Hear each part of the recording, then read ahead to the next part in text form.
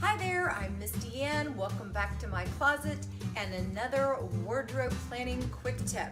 My quick tip today is about dry cleaning. So you notice my dry cleaning bag is empty. The reason for that is because as soon as I get my dry cleaning, I always empty it out right away, unless it's something seasonal that I want to store somewhere. And that way I have all my clothes in the places that I like to keep them, and it's easier to see them than if they're still in the bag. But then you always have this question of, what do I do with these bags and these hangers? And they seem to just accumulate in all the tissue paper and everything. So here's my quick tip.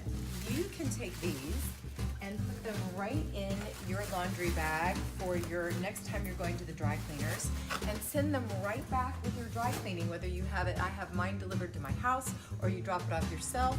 They will take those and they will recycle them. So you get to do a little something good for the environment, you get rid of all of that junk, and you stay disciplined and keep your things back in your closet where they belong, where you can see them without all the dry cleaning bags.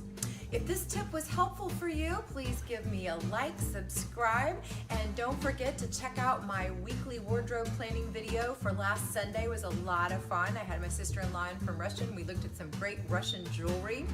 And next week I've got a wonderful personal stylist that's coming, Jamie Myers-Bissell, to style me for next week, so that will be very exciting. And in the meantime, I hope you have a wonderful weekend.